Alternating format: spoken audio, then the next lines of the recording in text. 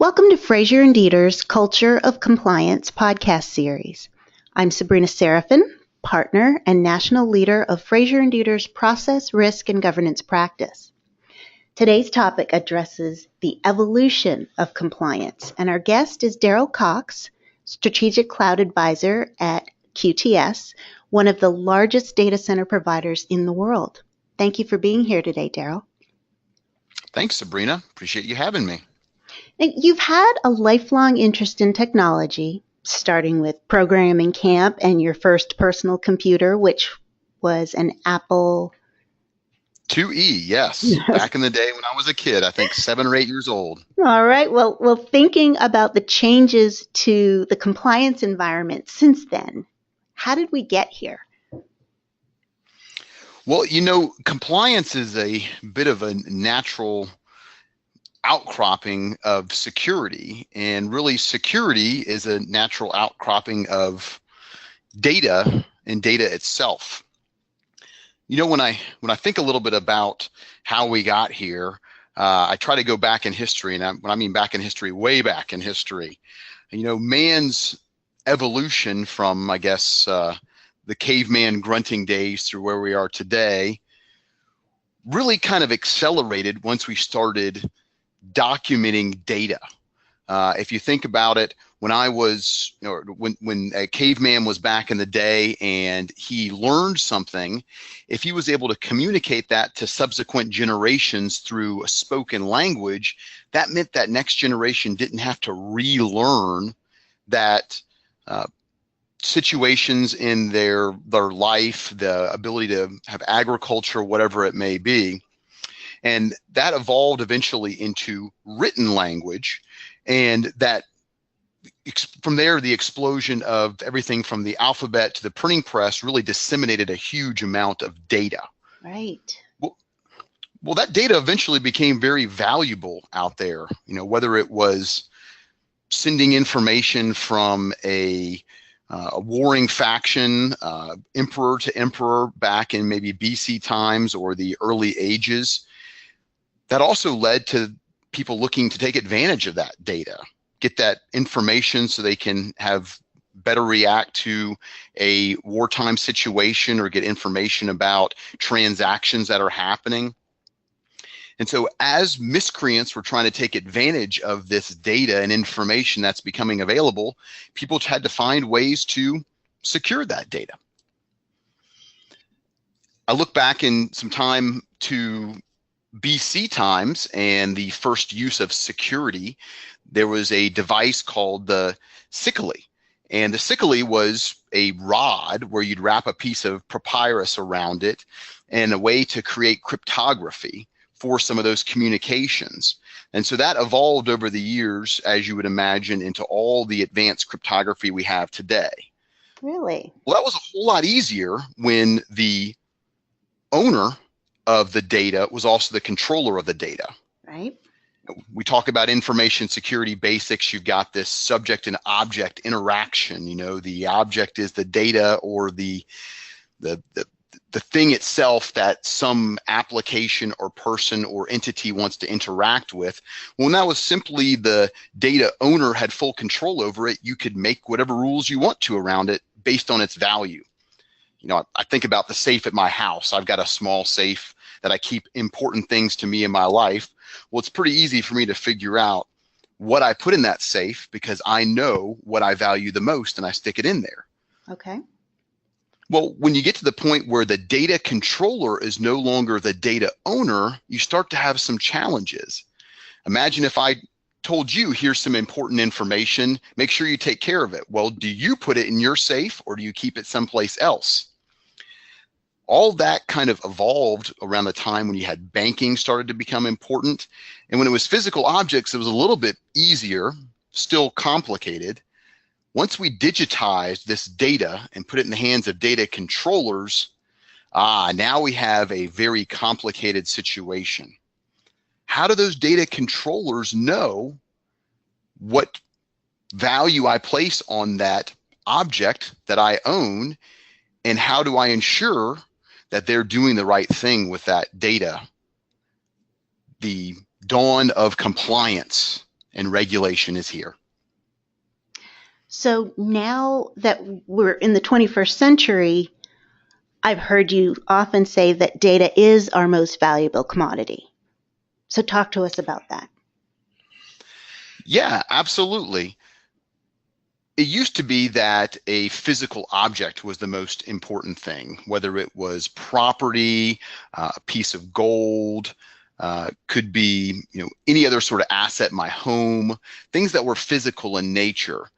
Well, these days we've moved to the point where those types of valuable assets in a lot of ways are digitized. My deed for my property and whatnot is online. All of my healthcare or financial transactions are online. But in addition, we also have everything about our lives that's been digitized, from our likes, our dreams, the friends that we have. In fact, I was just on a discussion with LinkedIn talking about how to mine the data that they have. This data has really become the most valuable commodity in our economy as well as in human evolution. It's not surprising that man's most accelerated advancement has come as the proliferation of data collection and documentation is throughout the entire ecosystem that we live in today. So many of us in the industry watched Mark Zuckerberg's testimony and noted Senate's plea for self-regulation. You just talked about likes and mining data. So talk to us about the difference between government and governance over this data. Well, that's an excellent question and an excellent comment that you've made there. As you mentioned, Billy Long basically saying that, hey, Mr. Zuckerberg, here's a bit of advice for you.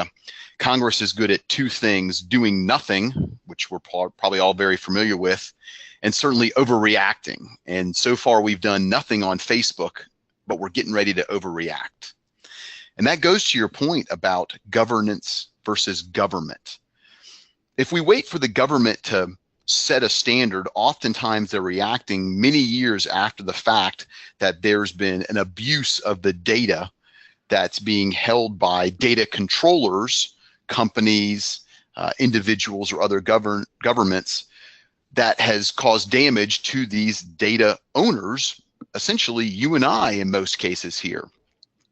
So if we wait for the government to overreact to that, it would be much better for the corporate entities to actually apply their own governance.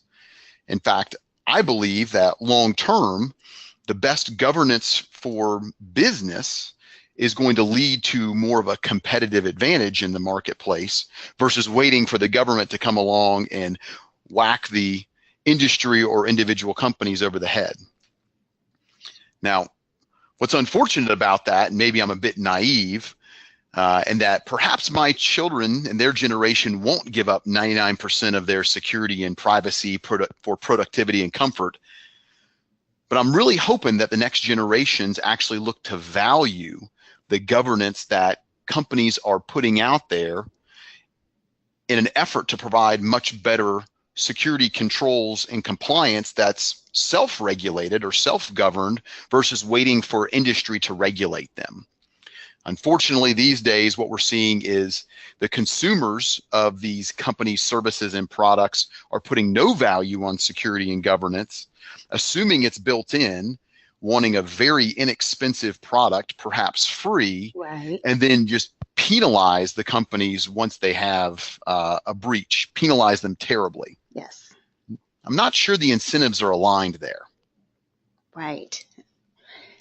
Well, I think that the speed or the rapid pace in which technology evolves and is presented to consumers is so enticing that security, privacy, compliance is an afterthought.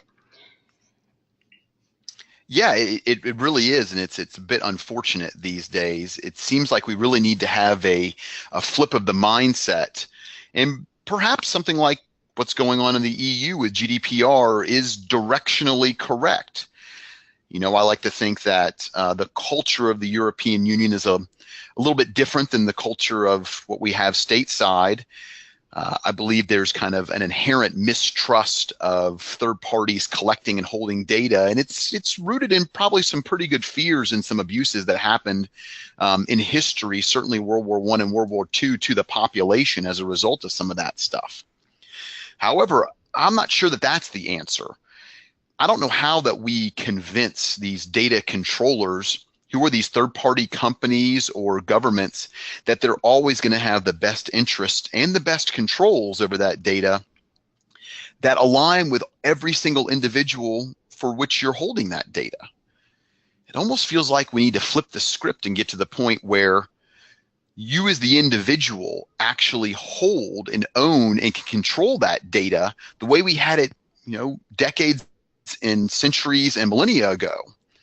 I'm hoping someday we're going to create some sort of application, maybe it's a new iPhone app out there, where I now hold every bit of my data about me, every bit of my digital transactions, all of my personal preferences, and that I only authorize a third party, whether it's a government or a business, access to it once I've given very specific and implicit permission to it.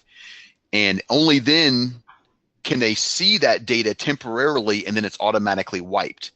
We've got to put the power back into the people. I just don't think third parties, no matter how many rules we write, are ever going to be able to have the incentives that are aligned properly. Well, this culture of compliance series is intended to highlight the competitive advantage that companies, organizations, and even in some cases individuals have when they do put the consumer first, when they put the data owner first. And you focus on data center to cloud, hybrid IT solutions that enable this technology innovation. So talk to us about where we now hold data and how we have to think differently about this commodity. Yeah, QTS at its roots is a data center provider, and I've worked with them for a number of years. And there's certainly an evolution going on in the space right now. You have the major cloud providers, also called hyperscale providers, which would be inclusive of those Facebooks, Apples of the world, the Ubers of the world. And as those pieces of this puzzle begin to mature, there's three kind of places where data is being created and consumed that are evolving. One is data is being produced and created at the endpoints. And what I mean by endpoints, your devices, soon to be your cars, your smart planes, your smart homes, every interaction that you have, just mountains of data are being produced. Those edge points are then sucking into what we now collectively refer to in the industry as the edge. And these are more local or municipal based consumption points and aggregation points for all that data created at the endpoint. Maybe some processing or for some regulatory requirements is being held locally. And then that's pushed up to what I call the data factory, which is the true giant mega data centers of the world. It's all starting to feel a lot like what happened in the utility industry. And as that industry matured and business became to really rely on the industrial age, just as business is relying on this data factory in the 21st century, you're starting to see a maturation of security up the stack. And that's really going towards a more internal governance process. The data center, as I mentioned, is really maturing. You're seeing consolidation and a lot of standardization in that space. It's moving up into the hardware platforms. Gosh, very few people even want to own hardware anymore these days. They want to consume it as they move up at the operating system level, at infrastructure as a service. And over the next few years, you're going to see an evolution into the middleware or platform as a service, containers, which is a new form of where the computing is going to happen closer to where the data is at, and eventually function as a service.